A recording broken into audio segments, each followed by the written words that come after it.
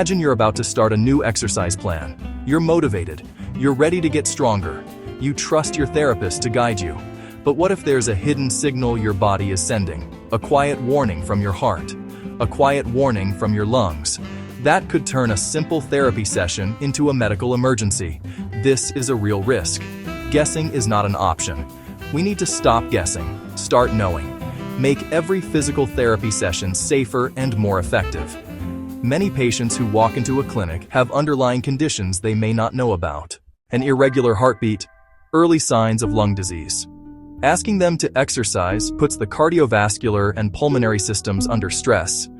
That stress is usually good. It's how we build strength and endurance.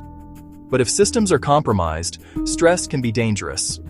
A thorough yet simple cardiopulmonary screen is your first line of defense. Not to make you a cardiologist, but to make you a vigilant, well-informed practitioner who can spot trouble early. So, what is our goal here today? It's simple. A straightforward, no-fuss system to check heart and lung function before treatment. Not another hour of paperwork. A quick, 5-minute check that could save a life. We'll demystify vital signs, make sense of stethoscope sounds, touch on the basics of an ECG strip. Think of vital signs as your body's dashboard. Just like a car has gauges for speed, fuel, engine temperature, your body has its own set of indicators that tell you how it's running. As a physical therapist, you are the expert mechanic for the human body's movement system. Before you take that body out for a spin with exercise, you need to glance at that dashboard. We're going to focus on 5 key vitals: heart rate, blood pressure, respiratory rate, oxygen saturation, SpO₂, temperature. Mastering these is the first and most critical step in understanding your patient's readiness for physical activity. These numbers tell a story and you need to be able to read it. Let's start with heart rate, the body's speedometer. This tells you how many times the heart beats per minute. You can easily measure it by placing 2 fingers, not your thumb, on the patient's radial artery at the wrist or the carotid artery on the neck. Count the beats for 30 seconds and multiply by 2. A normal resting heart rate for an adult is typically between 60 and 100 beats per minute. A highly trained athlete might be lower, which is fine, but a rate consistently over 100 at rest could be a sign of an issue that needs a closer look before you start adding the stress of exercise. Next up is blood pressure, the pressure of blood pushing against the walls of your arteries. You'll need a blood pressure cuff, sphygmomanometer, and a stethoscope. Wrap the cuff around the upper arm, find the brachial artery, and inflate. The first sound you hear as you release the pressure is the systolic number, the top number, and the point where the sound disappears is the diastolic number, the bottom number. A normal reading is less than 120 over 80 millimeters of mercury. Anything over 140 over 90 is considered high and is a definite reason to be cautious. High blood pressure is the silent killer, and you might be the first person to detect it. Respiratory rate is the number of breaths per minute. This one is simple to measure, but you have to be sneaky. If you tell a patient you're counting their breaths, they will change their breathing pattern. So, pretend you are still taking their pulse at the wrist, but watch their chest rise and fall instead. Count for 30 seconds and multiply by 2. A normal rate is 12 to 20. Consistently higher can indicate distress. Now that we've covered the numbers, let's talk about listening. Auscultation, the fancy word for listening to the body's internal sounds with a stethoscope, is a powerful tool. Your patient's lungs can tell you a story that numbers alone cannot. You don't need to be a pulmonologist to gather valuable information. The goal is to identify if the air is moving clearly and equally on both sides of the chest. Think of it as checking the sound system. Is the sound crisp and clear, or is there static and interference? This simple check can alert you to problems like fluid in the lungs or narrowed airways that could make exercise dangerous. To start, have your patient sit upright and take slow, deep breaths in and out through their mouth. This makes the breath sounds louder and easier to hear. You'll want to listen to several spots on their back, comparing the left side to the right side at the same level. Imagine their back is divided into 3 zones on each side: upper, middle, lower. Start at the top, just above the shoulder blades, and work your way down, moving from side to side. This systematic approach ensures you don't miss anything and lets you hear differences between lungs, a key finding. What are you listening for? First, normal breath sounds, like gentle rustling of leaves, present, equal, and clear. Then, adventitious or extra sounds. The two most common ones for you to know are wheezes, high-pitched musical whistles, often on exhalation, caused by narrowed airways, like in asthma or COPD, and crackles, also called rails, popping, crackling, bubbling, like hair rolled between your fingers, often from fluid in small air sacs, pulmonary edema, which can be a sign of heart failure. You might also hear diminished or absent breath sounds, air not moving well in that area, perhaps due to a blockage or a collapsed lung. Any of these extra sounds, wheezes, crackles, diminished sounds, mean you need to be very cautious and likely consult a physician. After listening to the lungs, it's time to tune into the heart. Just like with the lungs, you don't need to be a cardiologist to perform a basic yet vital heart auscultation. Your goal is simple: to listen for the rate and rhythm of the heartbeat. Is it regular or irregular? Too fast or too slow? A basic listen can give you profound insights into cardiovascular stability and ability to tolerate physical therapy. It's another layer of your safety net, ensuring you make the best decisions. So, where do you listen? For a quick screen, focus on one key spot: the apex of the heart, fifth intercostal space, between the fifth and sixth ribs, just left of the sternum, in line with the middle of the clavicle. This is the point of maximal impulse.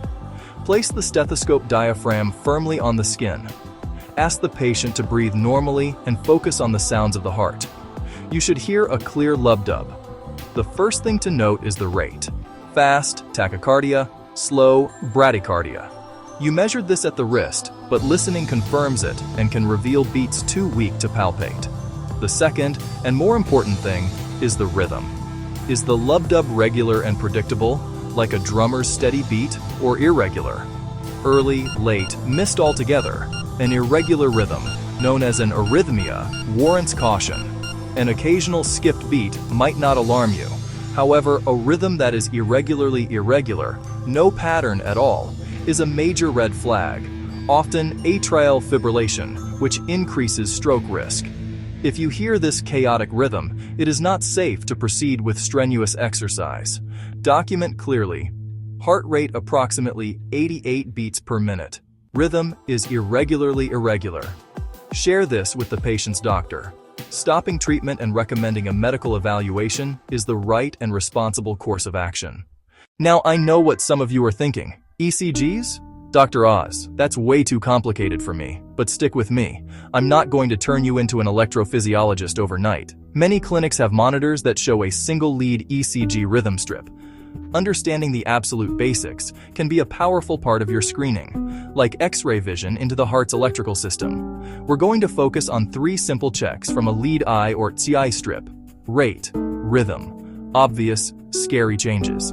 Monitors show heart rate, but learn to estimate it yourself. ECGs have big squares and small squares. Use the 300 method. Find an R wave on a thick line, then count the thick lines: 300, 150, 100, 75, 60, 50. Where the next R lands is the approximate rate. Example: 2 big squares equals 150. This confirms what you felt with your pulse and stethoscope. Next, rhythm. The ECG visually confirms what you heard. Look at the R to R interval.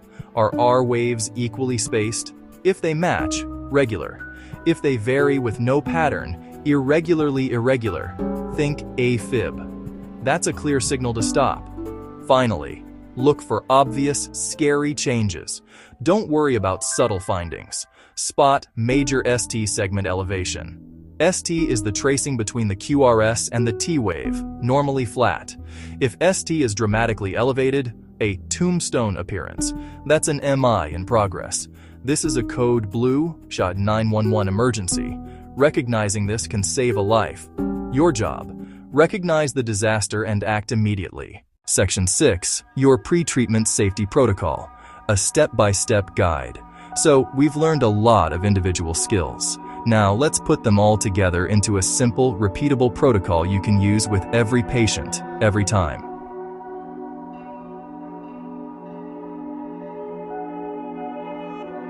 This isn't meant to be a long, drawn-out process. With practice, you can get through this entire safety check in under 5 minutes. Think of it as your pre-session ritual, baking safety and professionalism into your practice. This step-by-step guide gives you confidence to start every treatment on the safest footing. Your personal wellness checklist. Step 1 is the conversation and vital signs. Start by asking, "How are you feeling today? Any chest pain, shortness of breath, dizziness, unusual fatigue?" This subjective information is vital. While they answer, seat them comfortably. Then systematically measure the 5 vital signs. Place the pulse oximeter for SpO₂. While it reads, wrap the blood pressure cuff. While you take BP, discreetly count respiratory rate. Finally, get a definitive heart rate at the wrist, about 2 minutes total. Step 2 is the listening tour, lungs and heart. Have the patient remain seated.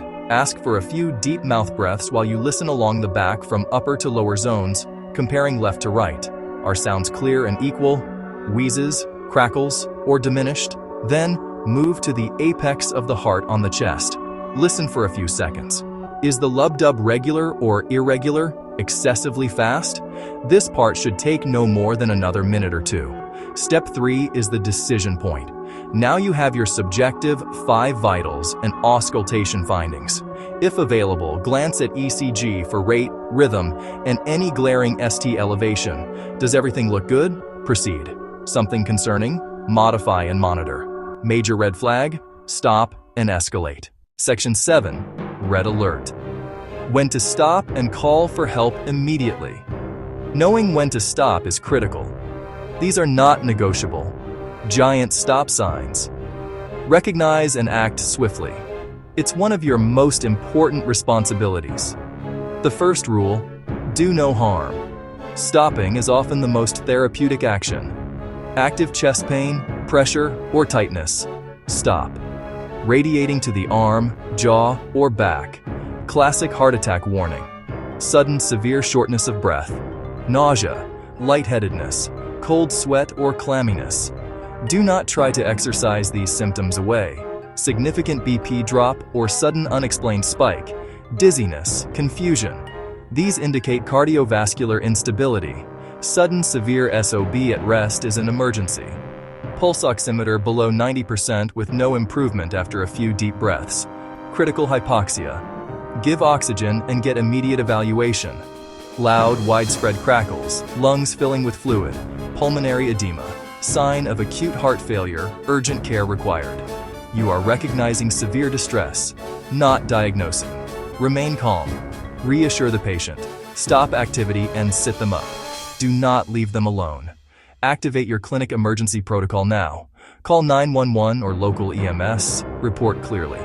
I am a physical therapist. I am with a 65-year-old male with chest pain, HR 140 and irregular. Your calm, objective report is invaluable. You are the first responder. Section 8. Clinical snapshots. Putting it all together in the real world. Theory is great, but let's see this with a few quick examples. These snapshots show how the protocol plays out with different patients you see every day, connecting findings to decisions. A simple 5-minute screen can change your plan and ensure safety. Let's walk through them together. Clinical snapshot 1. The worried walker. Mrs. Davis, 72, post-knee replacement. Resting heart rate, 110. Blood pressure, 150/92. Heart rhythm regular. She feels more tired than usual. These numbers are elevated but not emergency. Decision: modify the plan. Gentle seated exercises instead of treadmill. Recheck vitals after 10 minutes and communicate with her surgeon. Clinical snapshot 2. The silent wheezer. Mr. Chen, 55, shoulder pain, no known history. Vitals normal, but faint, high-pitched wheezes on exhalation in all fields. He denies shortness of breath. Decision: wheezing indicates narrowed airways. Strenuous exercise could provoke an attack. Proceed with gentle manual therapy. Educate and recommend PCP evaluation. Clinical snapshot 3. The irregular rhythm. Mr. Smith, 68, low back pain. Pulse feels erratic. Stethoscope confirms irregular rhythm. ECG monitor, AFib around 95. He reports flutters. Decision, major red flag. Stop the session, document a detailed note, and help schedule an urgent appointment. You may have just prevented a stroke. These examples show the power of this simple screen. Spot a problem, adjust the plan. This isn't alarmism, it's vigilance and responsibility. You are a key part of the healthcare team. By taking a few extra minutes, you elevate your practice and protect your patients. It's the smart, safe, and right thing to do. Section 9. Your Pocket Guide. The ultimate pre-treatment checklist.